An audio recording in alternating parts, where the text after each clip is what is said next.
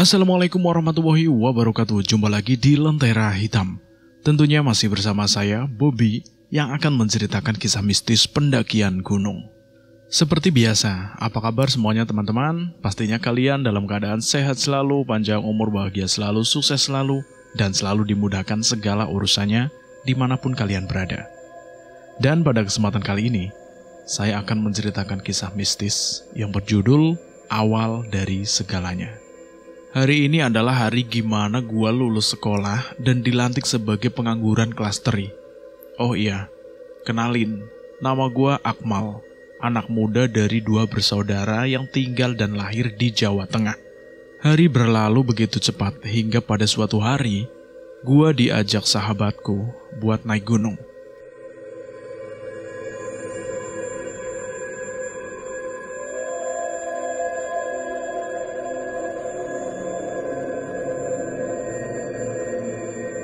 Mal, lo sibuk gak? Tanya sahabat gua, sebut saja namanya Rijal. Enggak, gua gak sibuk. Emangnya kenapa, Jal? Lo mau gak muncak bareng sama gue ke Merapi? Gua yang mendengar ajakan dia pun males buat hiking di mana kerjaan gua yang begadang sambil main game dan gak punya persiapan apapun. Duh, gimana ya, Jal? Gue pasti gak diizinin, Jal, sama mak gue. Soalnya gue jarang pergi jauh. Ucap gue seperti itu, alasan. Padahal gue hanya malas saja. Tiba-tiba mak gue datang dan nanya ke kita. Ada Rijal. Ngapain Jal kesini? Cuma main saja, mak. Sama ngajakin Akmal naik gunung. Tapi gak mau dia. Aduh, pakai datang saja itu si emak. Pikir gue dalam hati. Lah, kenapa gak mau tuh Mal? Ikut saja sono, daripada di rumah terus. Emangnya naiknya sama siapa saja, Jal? Banyak kok, mak. Teman-teman Rijal yang lain juga ikut. Setelah berunding cukup lama, akhirnya gua pun setuju buat ikut. Singkat cerita, hari yang gak gua tunggu pun akhirnya tiba. Kami mengendarai sepeda motor dari Solo ke Boyolali. Sesampainya di Boyolali, teman-temannya Rijal pun sudah sampai terlebih dahulu di sana dengan membawa perlengkapan pendakian buat gua sama Rijal juga. Kenalin bang, ini Akmal, teman gua. Ucap Rijal memperkenalkan gue ke mereka. Kenalin, nama gua Bondan. Ucap seorang pria yang berumur 30 tahunan. Iya mas, salam kenal ya. Saya Akmal. Loh, ini Akmal adiknya Karina ya? Ucap salah satu teman Rijal lagi. Iya mas, sampean Denny ya, pacar kakak saya kan? Iya Mal, kok kamu bisa kesini sih? Iya mas, gue ikut Rijal. Oh, jadi si Rijal teman lo. Ya udah, gue kesana dulu ya Mal. Iya mas.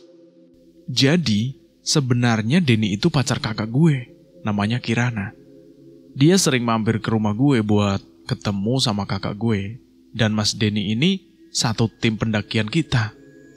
Perkenalkan, saya Putri.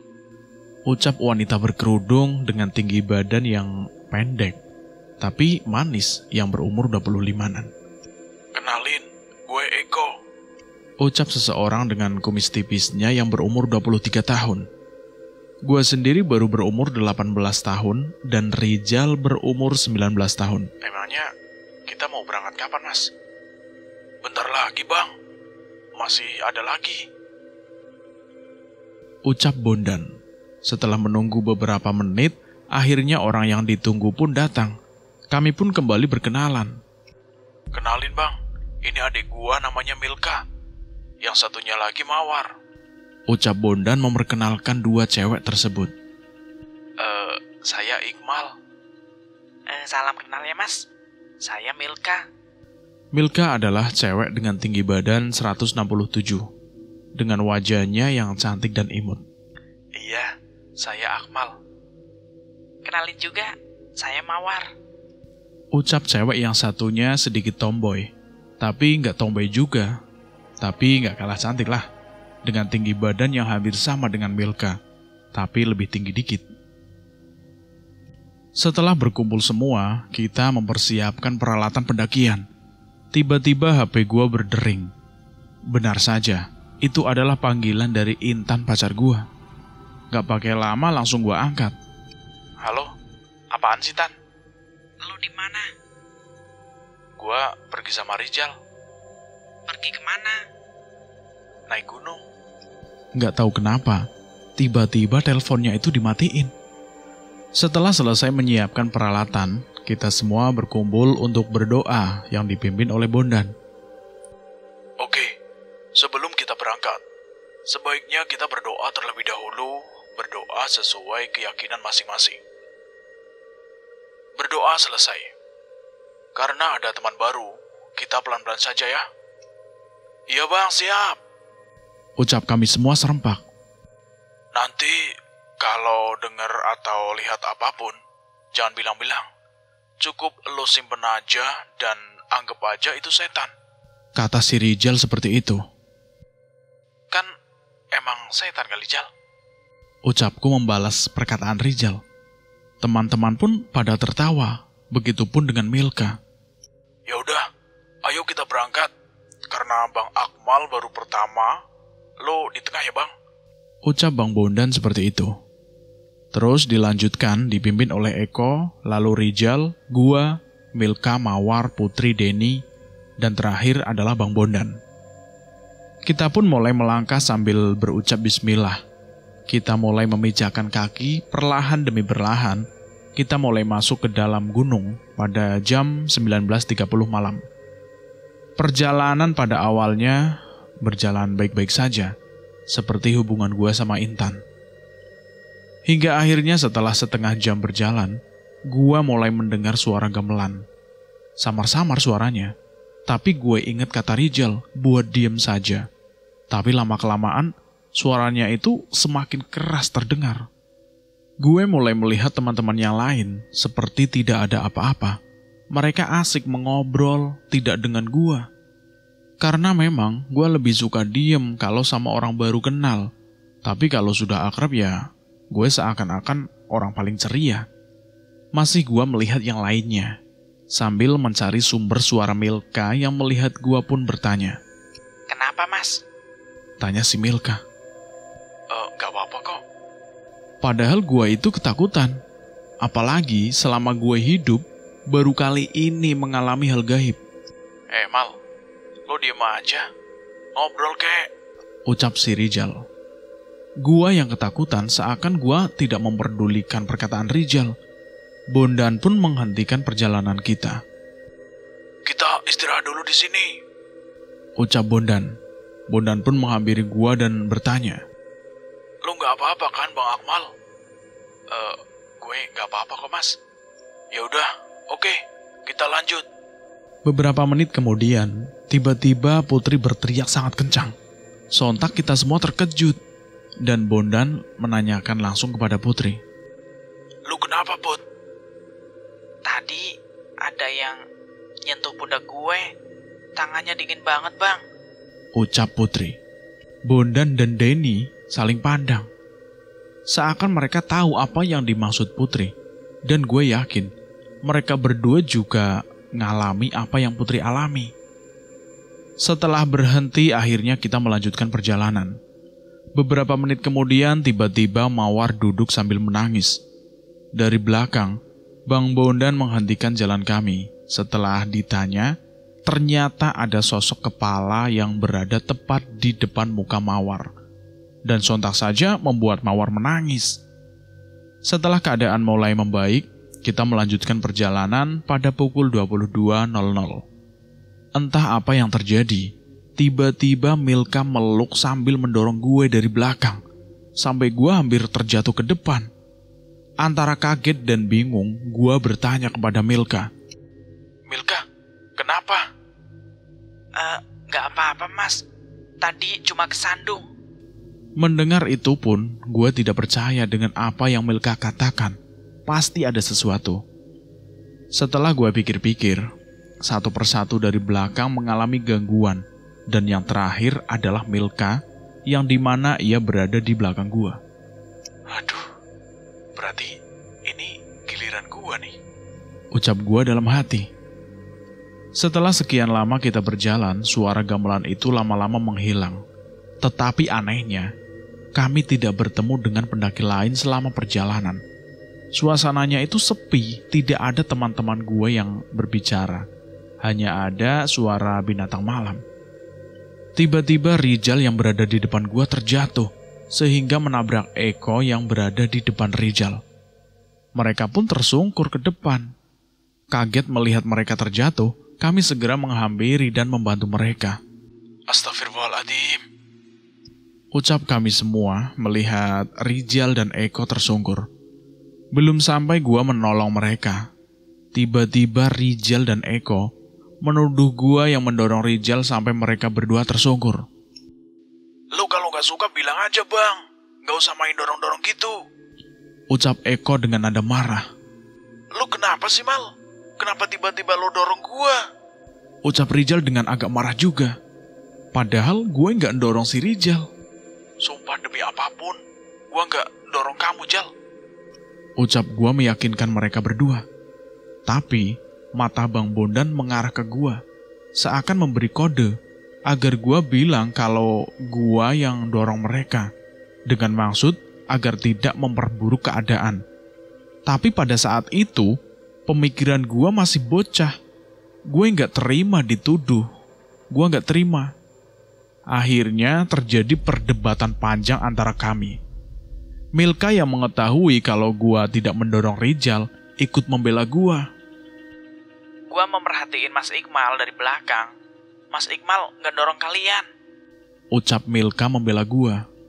Setelah itu, akhirnya Bondan menyuruh untuk melanjutkan perjalanan. Dan kita melihat tenda dari pendaki-pendaki lain dari kejauhan.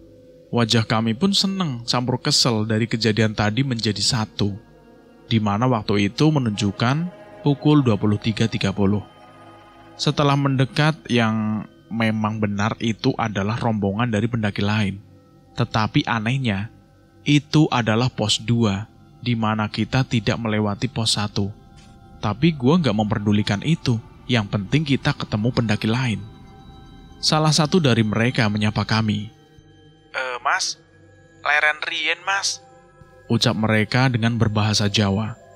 Karena cuma gua, Rijal, Milka yang bisa bahasa Jawa, gua pun langsung menjawab.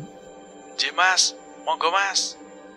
Oh ya, jadi Milka dan Bondan ini berasal dari keluarga Jawa Sunda. Tapi cuma Milka yang bisa bahasa Jawa, karena Bondan dari kecil sudah hidup dan tinggal di Jakarta. Berbeda dengan Milka yang semenjak kecil berpindah-pindah tinggal di Semarang dan Jakarta. Tidak lama kemudian kita mulai memasang tenda, mencari kayu dan memasak. Gua yang penakut pada saat itu mendapat tugas untuk memasang tenda. Ya walaupun cuma bantu dikit-dikit. Kok, lu nyari ranting sono? Buat api unggun? Pinta Mas Bondan kepada Eko, Akmal, Rijal, Denny sama gua. Kita bikin tenda, sisanya bikin makanan. Iya bang, siap bang, jawab kami semua. Gua sama Rijal yang masih belum akur terlihat berjaga jarak. Singkat cerita, setelah semuanya selesai, kita membuat lingkaran yang di tengahnya terdapat api unggun. Kita makan bersama. Sesekali gua memandang Milka. Wajahnya tidak berubah. Dia tetap berparas cantik dan imut. Mawar yang melihat gua pun menyindir gue. Gue yang mengetahui hal itu langsung mengalihkan pandangan. Tiba-tiba Rijal dan Eko menghampiri gua dan meminta maaf karena telah menuduh gua. Mal, gua minta maaf ya. Gua tadi nuduh lu. Ya udah, gak apa-apa. Gue maafin lu berdua kok. Sontak, satu tim mulai tersenyum kembali. Karena hari sudah malam, Bondan menyuruh kita untuk masuk ke dalam tenda. Dan gua satu tenda sama Mas Bondan, Rijal, Eko, Denny. Sedangkan Milka, Mawar, sama Putri tidur di tenda yang lain. Jam mulai menunjukkan pukul 1.00. Tapi gue gak bisa tidur. Mungkin karena kebiasaan gue di rumah itu push prank sampai subuh. Karena gue gak bisa tidur, gue keluar tenda walaupun agak takut. Setelah gue keluar tenda, Milka juga ikut keluar dari tenda. Kok kamu belum tidur, Mas? Tanya si Milka. Iya nih, gak bisa tidur gue. Sama, Mas. Gue juga gak bisa tidur. Karena tiba-tiba hujan turun, kita berdua kembali masuk ke dalam tenda dan tidur. Jam sudah menunjukkan pukul 8.00. Entah kenapa semuanya bangun terlalu siang.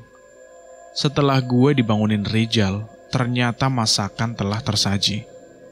Mal, bangun Mal. Woi, Mal. Iya Jal, bentar lagi. Lu duluan aja. Ya udah, gua keluar dulu ya Mal. Gimana tidurnya Mal? Tanya Bondan dan Denny setelah gue keluar tenda. Aman Bang. Setelah kita makan, kita melanjutkan untuk ke puncak ya. Ucap Bondan kepada kami semua. Tetapi setelah beberapa menit berjalan, tiba-tiba muncul kabut yang lumayan gelap. Dan disinilah awalnya. Kok tiba-tiba ada kabut ya? Tanya si Milka.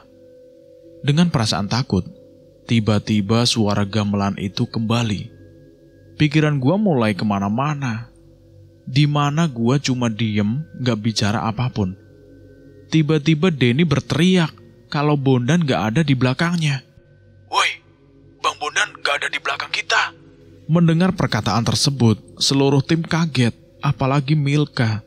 Dia menangis hingga ditenangkan oleh Mawar dan Putri. Emang lo gak lihat, Den? Dia kemana? Gak tahu kok. Tiba-tiba pas gue lihat udah gak ada. Oleh karena itu, Eko memutuskan agar Milka, Mawar, Putri, dan ditemani gua kembali ke pos 1. Sedangkan Eko, Denny, Rijal pergi nyari Bondan. Ya udah, gini aja.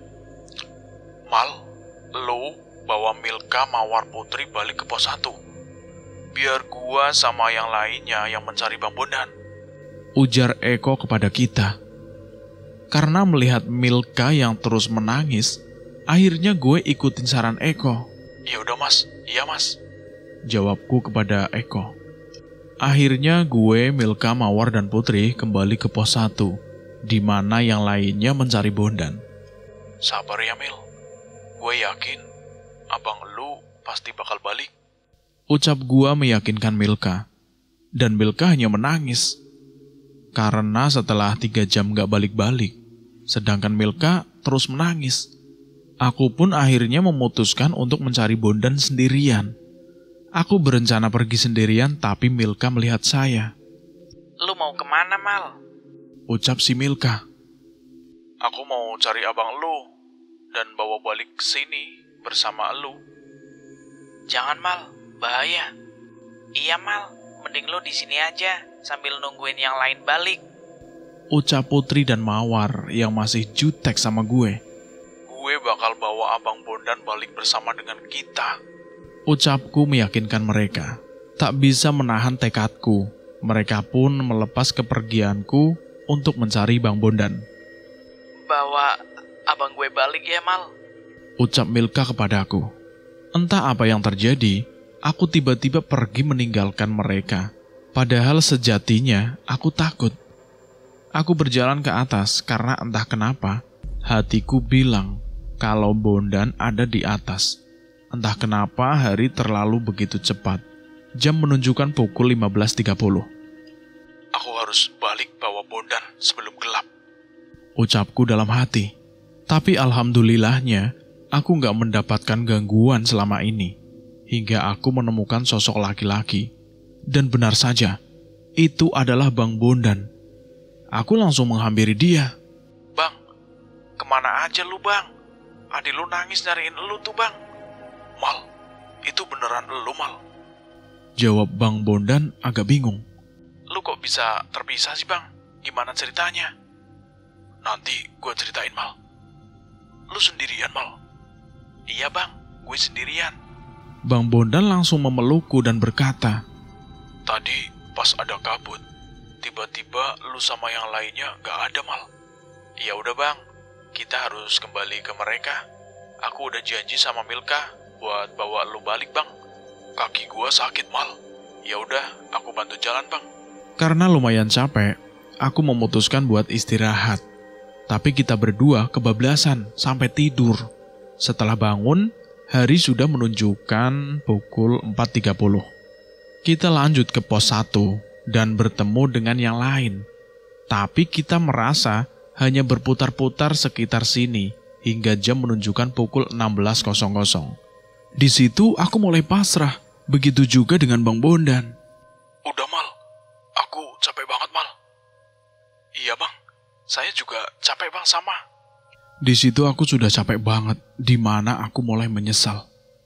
Kenapa aku begitu mudahnya ya pergi mencari Bondan sendiri? Ucapku dalam hati. Tapi anehnya, aku sama Bang Bondan tidak merasakan lapar. Hingga kita kembali ketiduran karena kecapean pada pukul 17.00. Tapi aku bermimpi almarhum bapakku dan dia berkata, Le, kowe kudu bali, Le. Kowe kudu bali cepet. Seketika aku terbangun dari tidurnya dan aku teringat kepada emak dan kakak perempuanku di rumah dan aku berbicara dalam hati. Kalau aku nggak kembali, siapa yang jagain mereka? Gimana nasib mereka? Kata itu terus melintas di pikiran sehingga membangkitkan semangatku. Lalu aku membangunkan Bang Bondan. Jam menunjukkan pukul 21.00. Bang, bangun, Bang. Kita harus balik. Ucapku kepada Bang Bondan.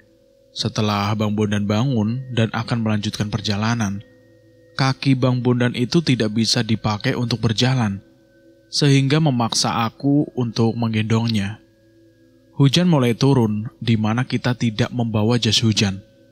Aku nangis pada saat itu. Aku nangis sambil menggendong Bang Bondan di belakangku. Suara gamelan kembali menemani perjalanan kami, ditambah wangi-wangi bunga menusuk hidung kami. Seketika itu, jantungku terasa akan copot. Dak! Ketika aku melihat sosok berambut panjang dengan baju putih khasnya. Kalian pasti tahu sosok itu. Dia tertawa, matanya terjulur ke arah kita berdua. Ini adalah kali pertama aku melihat makhluk gaib dalam hidup aku. Aku cuma bisa diam sambil menyebut nama Allah dan membaca doa-doa. Tidak lama kemudian sosok itu pergi dan aku melanjutkan perjalanan. Aku harus kembali. Aku harus kembali. Aku harus kembali pokoknya. Kata-kata itu terus terucap dalam hatiku. Aku terus berjalan dan berjalan. Dan dari kejauhan, kita berdua melihat sosok pendaki lain yang berjalan sendiri membelakangi kita. Melihat hal itu, aku berjalan mendekatinya sambil memanggilnya. Mas! Mas! Berhenti dulu, Mas! Aku memanggil-manggil pendaki itu. Tapi, pendaki itu menghiraukan perkataanku. Dia terus saja berjalan. Aku pun mengikutinya. Setelah beberapa menit aku mengikutinya, jam menunjukkan pukul 15.00. Karena aku capek dan aku berhenti sebentar. Dan setelah itu aku melanjutkan perjalanan lagi. Tetapi pendaki tadi menghilang secara tiba-tiba. Aku terus mencari keberadaan dia. Tapi aku gak bisa menemukannya. Hingga akhirnya kita berdua bertemu rombongan pendaki lain. Alhamdulillah, kita ketemu rombongan lain, Bang. Iya, Mal. Alhamdulillah, Mal. Rombongan pendaki lain pun menghampiri kami. Ini ada apaan ini, Mas? Tanya mereka kepada kami.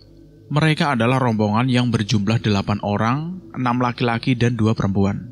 Kita tersesat, Bang. Rombongannya di mana, Mas? Mereka menunggu di pos 1, Mas. Jawabku kepada pendaki itu. Mereka pun memberikan kami minum. Setelah pada akhirnya, mereka mengantarkan kita ke pos 1. Ayo bareng kita saja, Mas. Kita juga mau turun kok. Ucap salah satu dari mereka. Kaki Bondan sudah bisa digunakan untuk berjalan. Salah satu dari rombongan pendaki lain itu membantu Bondan untuk berjalan. Setelah berjalan sekitar 1 jam, kita akhirnya bertemu dengan teman-teman lain di pos 1. Sontak mereka menghampiriku sama Bang Bondan. Woi, kata Denny melihatku. Milka yang melihat kita pun menghampiri dan memeluk Bondan sambil menangis. Dari mana aja lo bang? Ngapain lo pergi sendirian? Gue harus bilang apa ke mak lo kalau lo nggak balik? Ucap Rijal sambil menangis dan memelukku. Dan aku pun ikut menangis. Mereka semua memelukku dan Bondan. Kalian semalam tidur di sini? Tanyaku kepada mereka. Mereka pun bingung dengan apa yang aku katakan. Karena kata mereka, aku baru pergi sekitar 5 jam yang lalu. Aku dan Bondan yang mendengar perkataan itu pun bingung.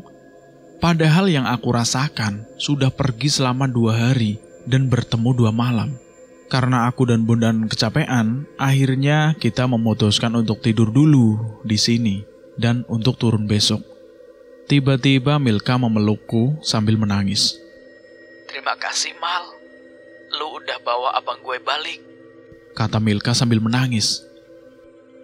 Aku sudah janji sama lu Mil, untuk bawa abang lu ke sini. Kita kembali membuat tenda di sini. Setelah itu kita makan dan tidur. Mal, makan dulu Mal. Iya mas, kata si Denny dan aku pun mengiyakan. Mal, gue ambilin makanannya buat lu, kata si Milka menawari aku makanan. Aku cuma mengangguk. Setelah selesai makan, kita kembali untuk tidur. Sebenarnya, lu kemana tadi Mal? Tanya si Rijal tiba-tiba. Besok aja ya Jal, gue ceritain. Setelah bangun, kita kembali makan, di mana Milka kembali mengambilkan gue makanan. Kita memutuskan untuk turun pukul 7.00. Setelah merapikan barang-barang, kita kembali turun dengan posisi seperti awal. Hanya Bondan dan Denny bertukar posisi. Perjalanan kali ini sepertinya tidak terjadi apa-apa. Kita asik ngobrol. Tak terasa, kita sudah hampir sampai di base camp. Dan akhirnya setelah kita sampai di base camp, kita semua bersyukur sambil ada yang menangis. Dan Milka pun kembali memeluk aku. Sekali lagi terima kasih ya Mal, lu udah bawa abang gue balik, ucap si Milka seperti itu. Setelah beristirahat, aku mulai menceritakan semuanya kepada mereka. Dan pada akhirnya, aku sama Rijal pulang ke Solo. Tapi, aku nyuruh Rijal agar tidak menceritakan ke emakku. Perjalanan berjalan dengan lancar, di mana sesampainya di rumah, aku langsung memeluk emak dan sambil menahan tangis. Cerita ini tamat selesai sampai di sini. Dan tungguin cerita selanjutnya, karena ini baru awal dari segalanya. Terima kasih buat teman-teman yang sudah mendengarkan cerita ini. Semoga kalian dalam keadaan sehat selalu, bahagia selalu, sukses selalu, panjang umur, dan selalu dimudahkan segala urusannya. Dan buat teman-teman yang baru bergabung di channel ini, jangan lupa dukung kami dengan cara klik tombol subscribe dan aktifkan tombol notifikasinya. Terima kasih juga buat teman-teman yang sudah dukung kami, yang sudah komen, yang sudah nge-like video ini. Terima kasih banyak. Dan komen kalian pasti akan kami balas satu persatu. Dan saya mohon maaf jika ada kesalahan kata. Saya, Bobby, pamit undur diri. Akhir kata, wassalamualaikum warahmatullahi wabarakatuh. Buat teman-teman para pendaki, kita sebagai pendaki, jangan mengambil apapun kecuali gambar. Dan jangan kita tinggalkan apapun kecuali jejak. Salam lestari.